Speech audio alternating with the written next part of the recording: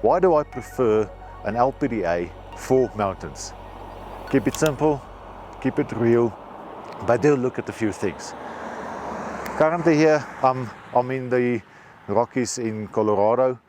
I looked at the scenery, and one thing that comes to mind is, well, of course my 4G sucks. It's actually, I'm on 3G moving to H, so there's not a lot of internet connectivity here. If you were to live in an area that is very mountainous, it could be anywhere in the world, it doesn't have to be the US. Of course, I'm specifically focused on Australian customers. There are many options that people keep presenting you. So you have flat panel antennas, you have LPDAs, and you have Yagi antennas. Those are the main ones that I can think of. I mostly prefer LPDA, but I'm going to make videos that discuss the other options as well. But in this video, the LPDA is the one that I'm going to mention, and it is actually the first video because it is my favorite.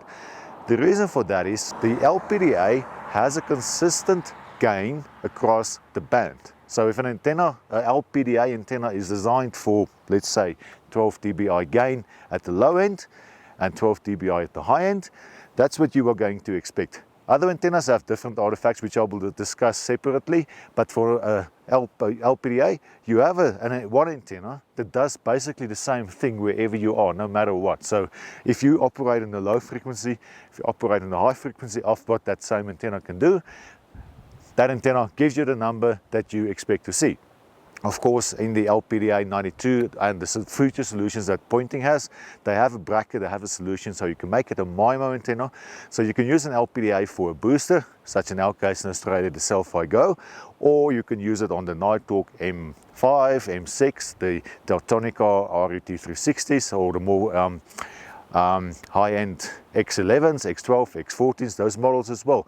Basically, the MIMO antenna solution gives your modem future-proof ready access to the network. In our case in Australia, band 28 obviously is the main one in the really rural areas. Going up in higher frequencies, the LPDA gives you exactly the same quality of connection coming in. You then just rely on network settings, and of course the signal would be different with the different frequencies.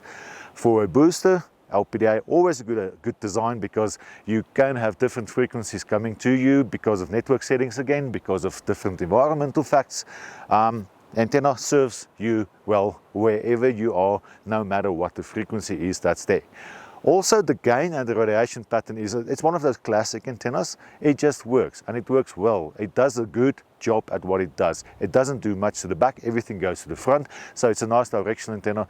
If you were to set it up and you point it in a direction, you can be assured that's the way it works. Many reasons for me to love that antenna. Of course, the LPDA from Poynting specifically.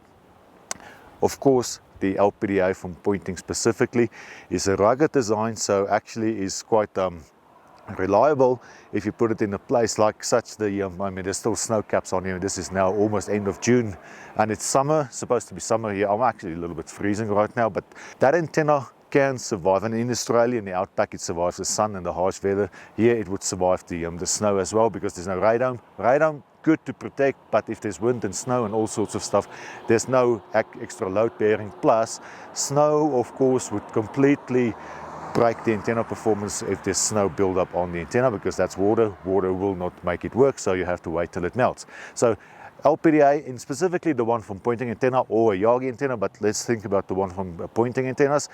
It's a very narrow beam, so there's not going to be any snow on it. That thing will just work forever. I think that's about as much as I could say. I could go on and on and on about an antenna, because I think it's a great solution. The LPDA 92. Also look out, there's going to be a new version of that LPDA coming soon. Look on rfshop.com.au. We will have the latest antenna available once it gets released. And of course, this is now shot in 2022. Who knows, in 10 years time, it might still be on YouTube. Then there's a new model coming out. But the principles of LPDA, another reason why I love it, it's a very old antenna style. It works great. It will be here for a long time, forever. But for now, LPDA from Poynting antennas on rfshop.com.au. Have a look.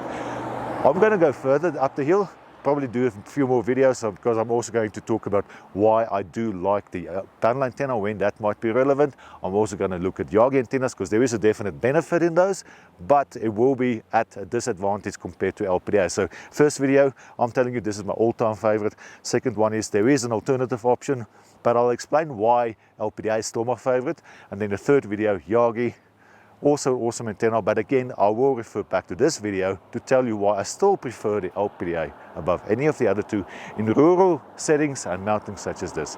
Thanks for watching, see you in the next video. Cheers, bye bye.